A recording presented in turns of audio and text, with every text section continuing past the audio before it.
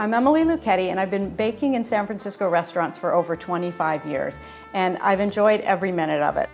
Having a good chocolate cake in your baking repertoire for any home baker is a must-have, because it's the kind of thing where once you get that good recipe, you can use it for so many different kinds of layer cakes. You can do a chocolate frosting, you can make a German chocolate cake, or you can do, like I'm doing today, and make a chocolate cake with a peanut butter frosting. So the first thing that we're gonna do is grease our pans. Put parchment paper in the bottom, and then we're gonna make the batter. So we have butter, sugar. Now the butter is always soft when you make a cake because you want to make sure that the butter and the sugar cream really well and get really well mixed.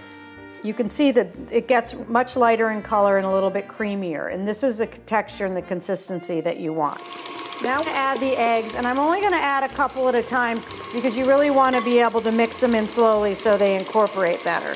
Now the mixture looks a little curdled right now, but that's okay. And then I'm gonna add some cocoa powder and chocolate to this because I want it to be double chocolate flavor. So the first thing I'm gonna do is add some water to the cocoa, and this will help make it into a paste. In this recipe, I purposely want to add the moisture to it since there's so much cocoa powder.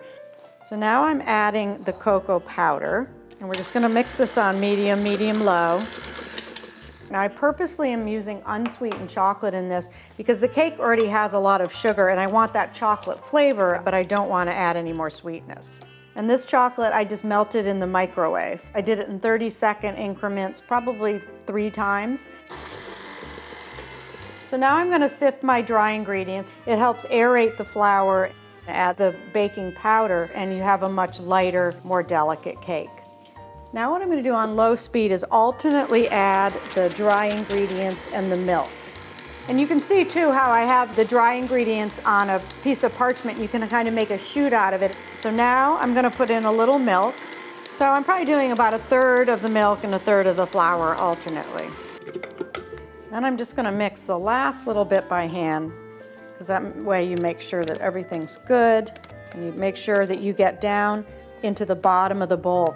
Divide this into the 2 pans. See how beautiful the cake batter is? It's just chocolatey and luscious. And again, just smooth it with an offset spatula just to make it easier, or any kind of metal spatula is better than a rubber one. And this is a basic 9-inch cake recipe. If you had 10-inch pans, you could use those. When you put it in the oven, it's going to take less time because it's a wider pan.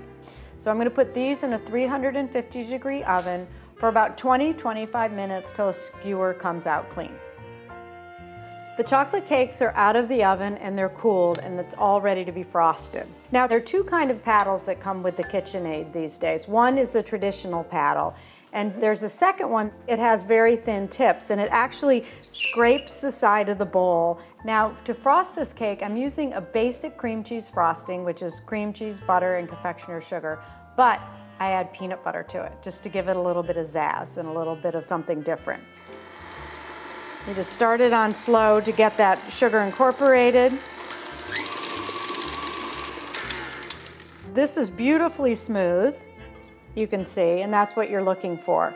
Now it's also important to use room temperature cream cheese. Just pull it out of the refrigerator and let it sit for half an hour or an hour. It really makes making your frosting so much easier. Put in the butter, the peanut butter. This is natural peanut butter, so it doesn't have any sugar in it at all. Add the vanilla and mix it till it's combined. And now we're ready to frost the cake. And we're just going to unmold this and gently peel off the parchment paper. Then we're going to take half the frosting, and you want to make sure that you spread it all the way out to the edges, so when you're looking at it once it's frosted, you can see that peanut butter in there. Then we're going to take our next layer.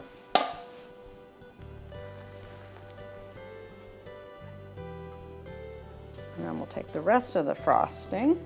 Now I'm piling all the frosting on top. I'm not using any of the frosting for the sides because I want really more of an open cake, because I like the fact that you can see that there's chocolate in there instead of completely covering it up with peanut butter. Also on this cake, if you ended up putting peanut butter on the outside, it almost makes it so it's too much peanut butter, where The perfect balance of peanut butter and chocolate is when the chocolate dominates and the peanut butter is a supporting flavor. I have some honey roasted peanuts here, and we're just going to sprinkle those on the top for texture. So here it is, chocolate cake with peanut butter frosting.